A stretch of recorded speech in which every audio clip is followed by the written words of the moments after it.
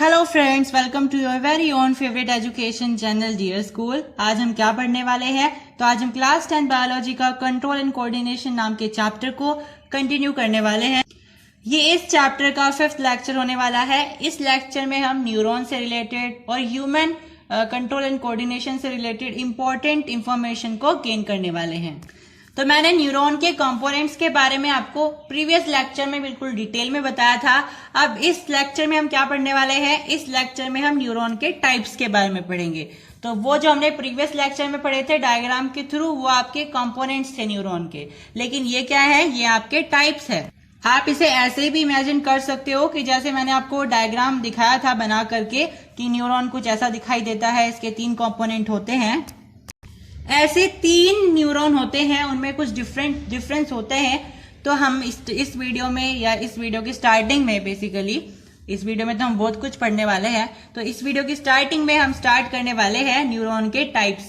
Neuron के 3 types होते हैं, सेंसरी न्यूरॉन, मोटर न्यूरॉन और रिले न्यूरॉन। अब मैंने आपको न्यूरॉन का डायग्राम बना करके दिखाया था प्रीवियस लेक्चर में। तो न्यूरॉन एक तरह के नहीं होते हैं, न्यूरॉन 3 तरह के होते हैं और तीनों न्यूरॉन के अलग अलग काम होते हैं। तो जो सबसे पहला न्यूरॉन होता है, उसका क्या काम होता है? Transmits impulses from sensory sales towards the central nervous system.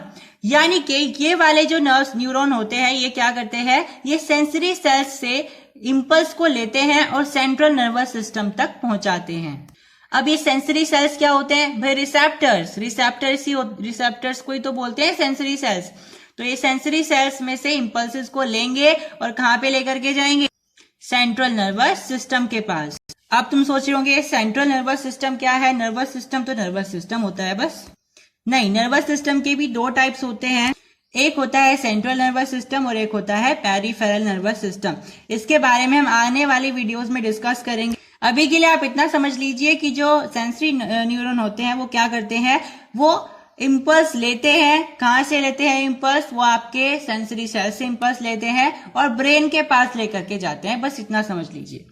अब जो मोटर नर्व्स होते हैं वो उसका उल्टा काम करते हैं। वो ब्रेन से या सेंट्रल नर्वस सिस्टम से इंपल्स को वापस लेकर के आते हैं और इफेक्टर्स को ला करके देते हैं, यानी मसल सेल्स को ला करके देते हैं। ये तो मैंने आपको पहली वीडियोस में भी बताया था सेंसरी नर्व्स के न्यूरॉन्स के बारे में। और हम बोल सकते हैं जो आपके मोटर न्यूरॉन्स होते हैं। अब ये रिले न्यूरॉन्स होते हैं, ये क्या काम करते हैं? ये इन दोनों न्यूरॉन की एक तरीके से जोड़ी बिठाने का काम करते हैं। रिले न्यूरॉन हमेशा सेंट्रल नर्वस सिस्टम में पाए जाते हैं, जहां पे क्या काम करते हैं? मोटर न्यूरॉन और सेंसरी न्यूरॉन के बीच में एक कॉम्बिनेशन बिठाते हैं, एक लिंक बिठाने का काम करते हैं। तो रिले न्यूरॉन का कोई स्पेसिफाइड काम नहीं होता जैसे इनका होता है। ये क्या करते हैं? इन दोनों के बीच में एक लिंक बिठाते हैं ताकि ये दोनों आपस में कोऑर्डिनेशन में काम कर सकें। क्योंकि एक का काम क्या है? इंपल्स को लाना, और एक का काम क्या है? इंपल्स को वापस लेकर के जाना, ताकि इफेक्टर्स क्या कर सके? रिस्पॉन्ड कर सके। तो इस काम के लिए दोनों के बीच में लिंक होना बहुत जरूरी है, इसलिए रिले न्यूरॉन का होना भी बहुत ज्यादा जरूरी है और रिले न्यूरॉन यही काम करता है।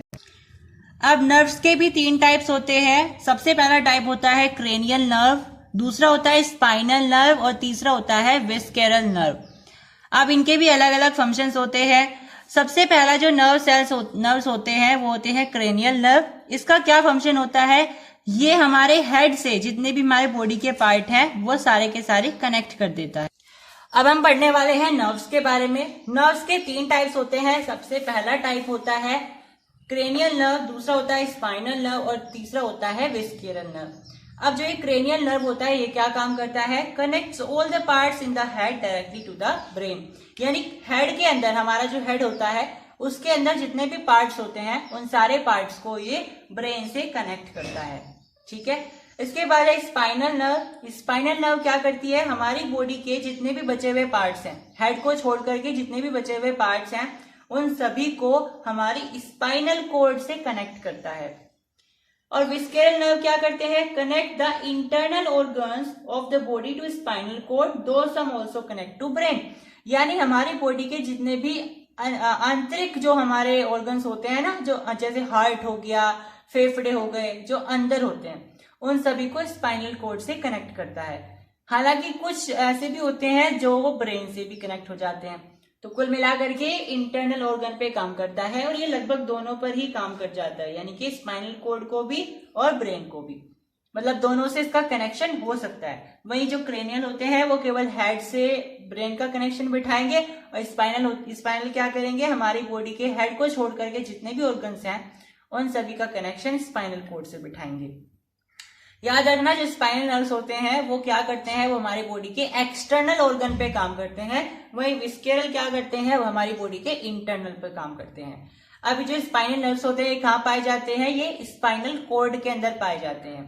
तो spinal cord is a very thick nerve which runs inside the cavity of backbone in your body. तो हमारी बॉडी के अंदर जो रीढ़ की हड्डी होती है दैट इज बैकबोन, बैकबोन के अंदर स्पाइनल कॉर्ड होती है और उसके अंदर ढेर सारे नर्व सेल्स होते हैं जो कि हमारी बॉडी के हेड को छोड़ करके हमारी बॉडी के जितने भी पार्ट्स होते हैं एक्सटर्नल वाले, उन सभी को स्पाइनल कॉर्ड से कनेक्ट करते हैं।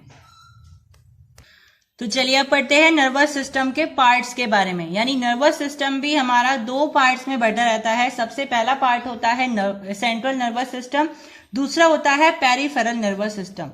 अब इनको शॉर्ट में समझते हैं। सेंट्रल नर्वस सिस्टम क्या होता है, वो वाला नर्वस सिस्टम जिसमें हमारा ब्रेन भी इन्वॉल्व रहता है और स्पाइनल कॉर्ड भी इन्वॉल्व रहती है।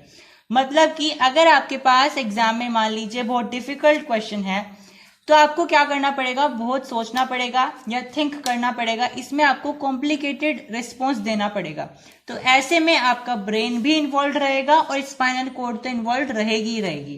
तो ऐसे काम को रिस्पॉन्स करने के लिए कौन काम आने वाला है, सेंट्रल नर्वस सिस्टम। वही अगर आपको केवल और केवल सिंपल रिस्पॉन्सेज देने हैं तो उनके लिए पेरिफेरल नर्वस सिस्टम आएगा। इसमें ब्रेन की जरूरत नहीं होती है, इसमें केवल और केवल स्पाइनल कॉर्ड लगता है। मतलब कि जो मैसेज है यानी इंपल्स है वो स्पाइनल कॉर्ड तक जाएगी और स्पाइनल कॉर्ड से जो मोटर नर्व्स हैं वो वापस इफेक्टर्स की तरफ आ जाएंगी। मतलब जो सिंपल रिस्पॉन्सेज होते हैं उनको कौन ऑर्डर देता है मैसेज देने के लिए, स्पाइनल कॉर्ड देता है। अब ये जो आपके पेरिफेरल नर्वस सिस्टम होते हैं ये भी दो पार्ट्स में बटे रहते हैं। पेरिफेरल नर्वस सिस्टम दो पार्ट्स में बटा रहता है। सबसे पहला पार्ट होता है ऑटोनॉमिक नर्वस सिस्टम और दूसरा पार्ट होता है वॉल्यूंटरी नर्वस सिस्टम।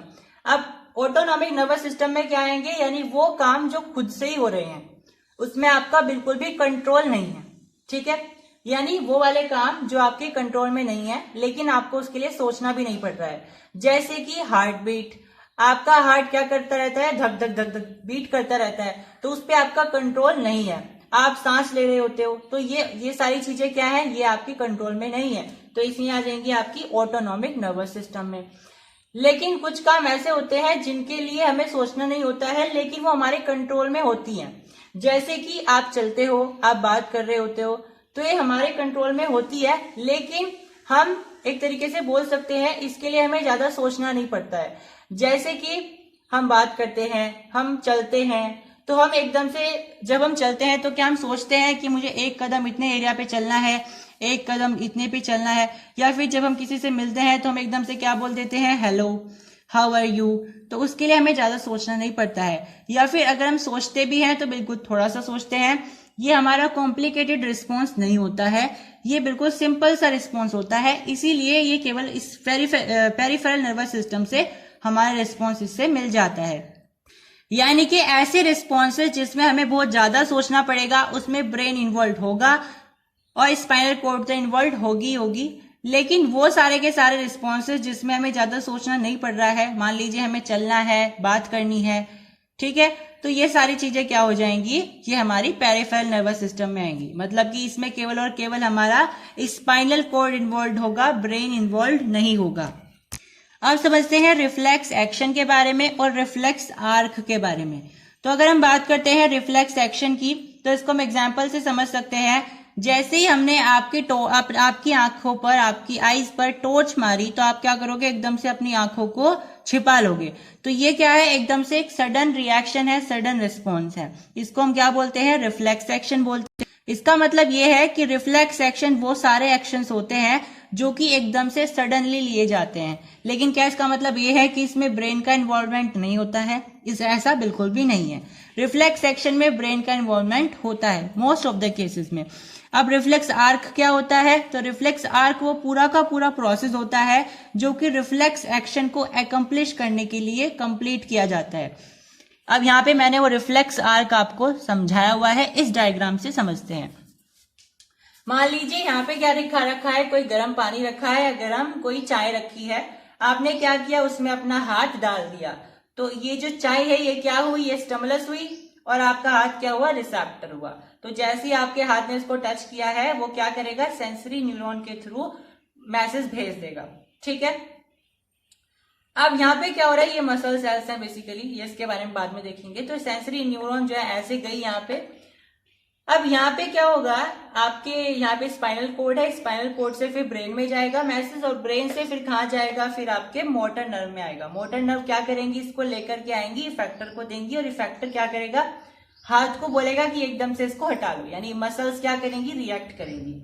अब इस डायग्राम को एनालाइज करते हैं। देखिए यहाँ पे क्या दिया हुआ है, ये इन्होंने मसल सेल्स दिया हुआ है। मसल सेल्स क्या होते हैं, इफेक्टर्स होते हैं। अब यहाँ से क्या गई थी, ये सेंसरी न्यूरॉन गई थी। अब यहाँ से क्या है, यहाँ से क्या आ रही है, ये इफेक्ट, यहाँ से क्या आ रही है, ये मोटर न्यूरॉन आ रही है। यानी कि यहाँ से कौन जा रही थी, सेंसरी न्यूरॉन जा रही थी, और आ कौन रही है, मोटर न्यूरॉन आ रही है। यानी कि इम्पल्स को लेकर के कौन गया था, सेंसरी न्यूरॉन गई थी, और लेकर के कौन आया रिएक्शंस को, मोटर न्यूरॉन आई। अब देखो यहाँ पे, देखो यहाँ पे क्या हो रही है, दोनों के दोनों लिंक हो रही है। यहाँ से सेंसरी आ रही है, यहाँ से मोटर, तो ये दोनों क्या हो गई, यहाँ पे लिंक हो गई।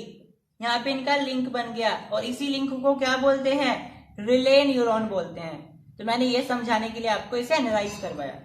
ठीक है, तो बेसिकली इसमें यही हो रहा है, ये हमारे पास स्टिमुलस है, ये रिसेप्टर है, रिसेप्टर ने स्टिमुलस को एक तरीके से हम बोल सकते हैं एनर्जी लीव्स की, और फिर उसको किस में कन्वर्ट कर दिया, इंपल्स में कन्वर्ट कर दिया। और इन इंपल्स को कौन लेकर के जाएगा ब्रेन तक, सेंसरी न्यूरॉन लेकर के जाएगी। ठीक है, इसमें स्पाइनल कॉर्ड भी इन्वॉल्व रहता है, और हम बोल सकते हैं ब्रेन भी इन्वॉल्व रहता है। इसका मतलब ये जो आपके रिफ्लेक्स एक्शंस होते हैं, ये क्या होते हैं, ये सेंट्रल नर्वस सिस्टम का पार्ट होते हैं।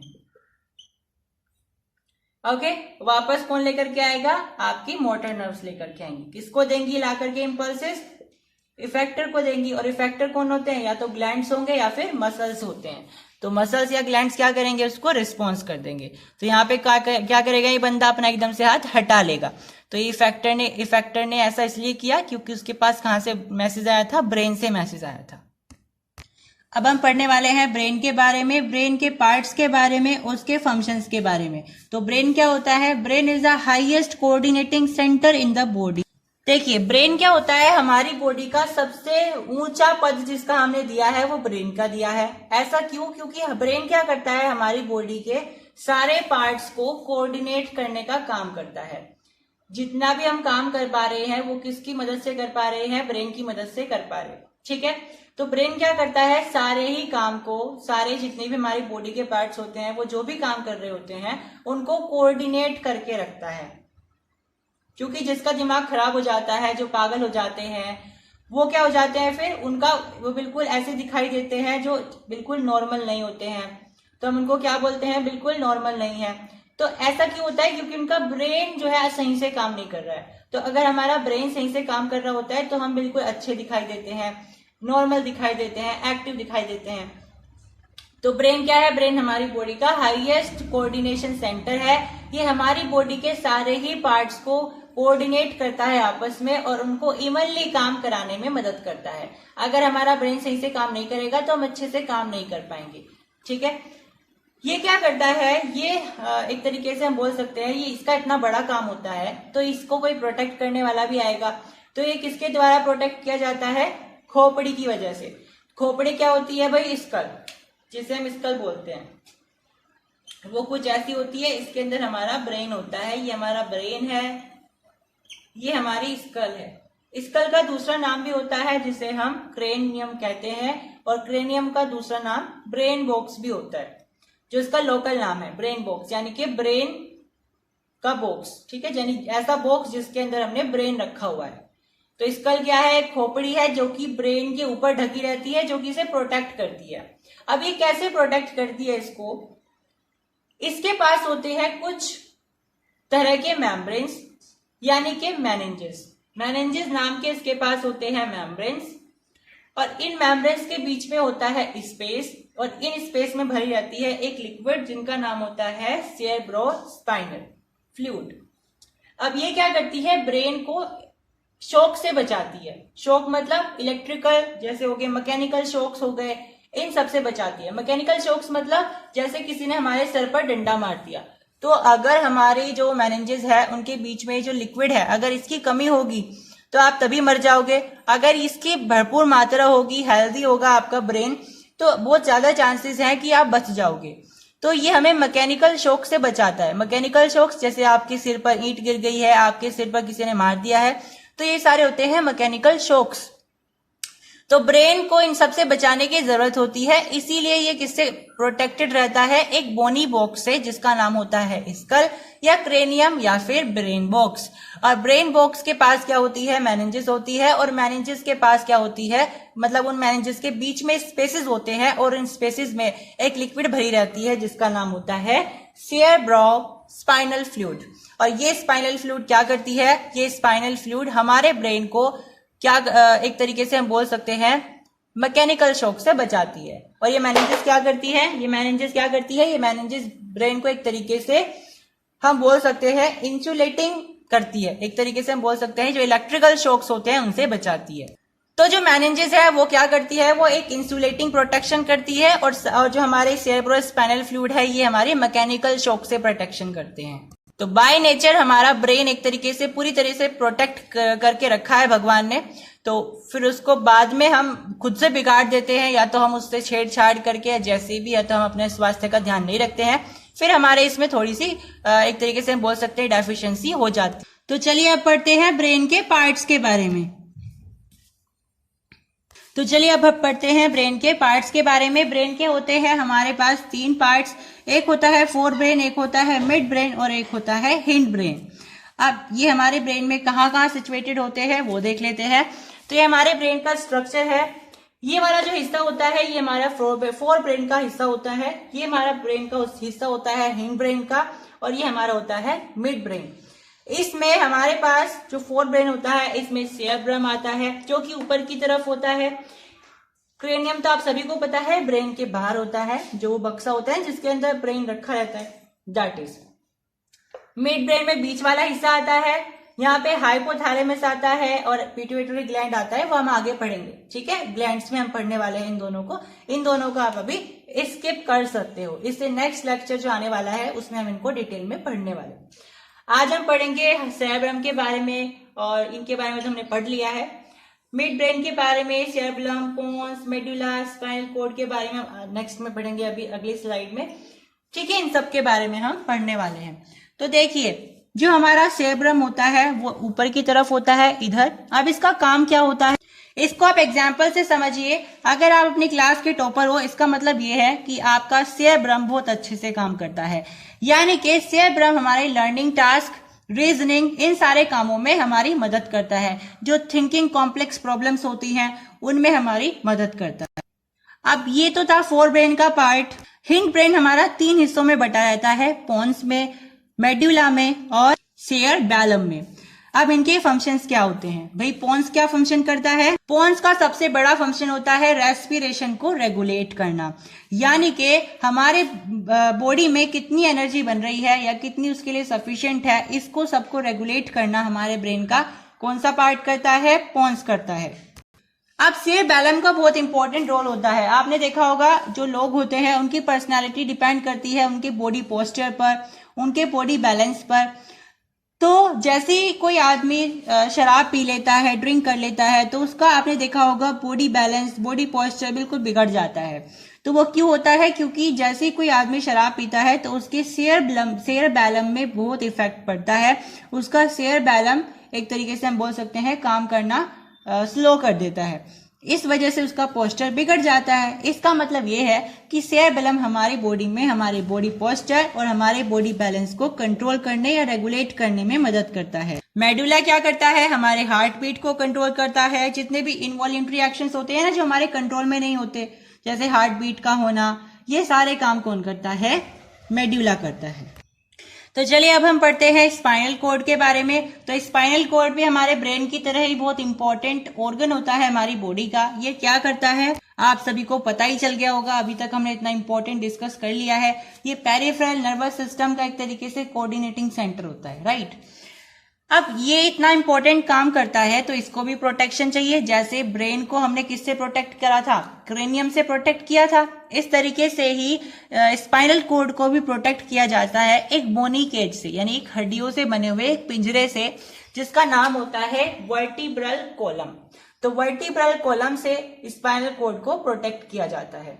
अब ये जो हमारा स्पाइनल कॉर्ड होता है, वर्टिब्रल कॉलम होता है, यानी स्पाइनल कॉर्ड जिस वर्टिब्रल कॉलम के अंदर है, ये किससे एक तरीके से हम बोल सकते हैं सराउंडेड रहता है, मेम्ब्रेन से सराउंडेड रहता है। यानी बहुत छोटी छोटी सी मेम्ब्रेन्स होती हैं, पतली पतली सी मेम्ब्रेन्स होती हैं, उनसे एक तरीके से हम बोल सकते हैं सराउंडेड रहता है, यानी कि ढका हुआ रहता है।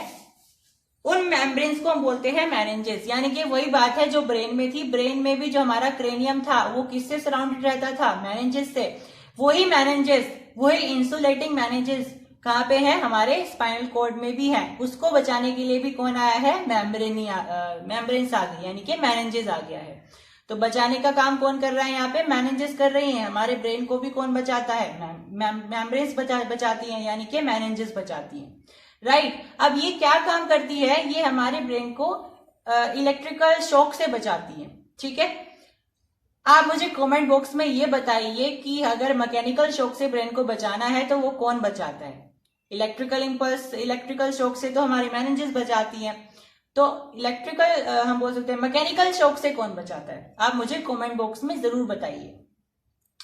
तो हम क्या देख रहे हैं यहाँ पे, स्पाइनल कॉर्ड। स्पाइनल कॉर्ड किससे इनक्लोज्ड है, एक बोनी केज से, और डेट इज वर्टिब्रल कॉलम। अब इसके पास क्या होता है, इस स्पाइनल कॉर्ड से लगभग 31 पेयर, यानी कि इधर से भी इधर से भी इधर से भी इधर से भी ऐसे 31 पेयर्स निकलते हैं किसके, नर्व्स के, स्पाइनल कॉर्ड से। वेरी इंपॉर्टेंट है, स्पाइनल कॉर्ड से कितने पेयर ऑफ नर्व्स निकलते हैं कभी कभी पूछ लिया जाता है। तो टोटल 31 पेयर निकलते हैं नर्व्स के स्पाइनल कॉर्ड से, ठीक है। It is concerned with the spinal reflex actions and conduction of nerve impulse to and from brain. अब ये क्या काम करता है, ये स्पाइनल रिफ्लेक्स एक्शन से कंसर्न्ड है। मतलब इसका मेन काम क्या है, स्पाइनल रिफ्लेक्स एक्शन को अकम्प्लिश कराना। मैंने आपको बताया था रिफ्लेक्स एक्शन मोस्टली हम बोल सकते हैं ब्रेन से कनेक्टेड रहती है, मतलब कि सेंट्रल नर्वस सिस्टम का पार्ट रहती है। लेकिन कभी कभी ऐसा भी होता है वो स्पाइनल से भी कनेक्टेड रहती है, यानी केवल और केवल पेरिफेरल नर्वस सिस्टम से, ठीक है। अगर रिफ्लेक्स एक्शन ब्रेन से भी कनेक्टेड है तो वो सेंट्रल रिफ्लेक्स एक्शंस होते थे, यानी सेंट्रल रिफ्लेक्सेस होते थे। और अगर वो केवल और केवल स्पाइनल कॉर्ड से इन्वॉल्व रहेगी तो हम उसको बोलेंगे वो स्पाइनल रिफ्लेक्स एक्शंस की कैटेगरी में है, यानी इस स्पाइनल रिफ्लेक्सेस की कैटेगरी में आएगी। साथ में इसका ये भी काम होता है कि जो भी मैसेज आ रहा है पहले किसके पास आता है, स्पाइनल कॉर्ड के पास आता है, तो फिर वो ब्रेन को पहुंचाती है वो मैसेज, ठीक है। या फिर ब्रेन से अपने पास मैसेज लेती है, फिर मोटर नर्व्स के थ्रू और इफेक्टर्स के पास भेजती है। तो इसके फंक्शंस क्या क्या होते हैं भाई, या तो ये स्पाइनल रिफ्लेक्सेस को एक तरीके से हम बोल सकते हैं कंसर्न करेगी। भाई रिफ्लेक्स एक्शन जो है आपके दो तरीके के होते हैं, या तो वो सेंट्रल रिफ्लेक्सेस होते हैं या वो स्पाइनल रिफ्लेक्सेस होते हैं। तो अगर उसमें ब्रेन की इन्वॉल्वमेंट नहीं है तो वो आपकी स्पाइनल रिफ्लेक्सेस होते हैं, और ऐसे रिफ्लेक्स एक्शंस को स्पाइनल कॉर्ड मैनेज करता है, या हम बोल सकते हैं कंसर्न करता है, ठीक है। इसके अलावा इसका काम क्या होता है, नर्व इंपल्स को कंडक्ट कराना ब्रेन से या फिर ब्रेन के पास से, यानी या तो ये लेकर के जाएगा इंपल्स ब्रेन के पास, या ब्रेन इसको इंपल्स दे देगा इफेक्टर्स को पहुंचाने के लिए। इसके बाद यहाँ पे एक और टॉपिक आता है जिसका नाम होता है फंक्शंस ऑफ ब्रेन। तो भाई फंक्शंस ऑफ ब्रेन तो आप बहुत सारे खुद से भी लिख सकते हो, जिसमें से क्या क्या हो सकता है, ब्रेन क्या क्या काम करता है। ब्रेन इंफॉर्मेशन को स्टोर करता है ना, जो भी आप याद करते हो आपके ब्रेन में ही तो स्टोर होता है वो। हमारी पूरी बॉडी को कंट्रोल करता है, एक तरीके से हम बोल सकते हैं कोऑर्डिनेट करता है, हमारे बॉडी पोस्चर्स को, हमारे बॉडी बैलेंस को एक तरीके से कंसर्न करता है, हमारे थिंकिंग प्रोसेसेस, रीजनिंग, इन सबको भी कंसर्न करता है, और सेंट्रल रिफ्लेक्सेस को भी कंसर्न करता है, मतलब ऐसे रिफ्लेक्स एक्शन जिसमें ब्रेन की इन्वॉल्वमेंट होती है। तो यहाँ पे हमने नर्वस सिस्टम कंप्लीट कर लिया है। नेक्स्ट वीडियो में हम हार्मोनल सिस्टम यानी एंडोक्राइन सिस्टम के बारे में पढ़ने वाले हैं। Hope you have liked the session and subscribe to the channel as well. Thank you. Stay tune to the channel.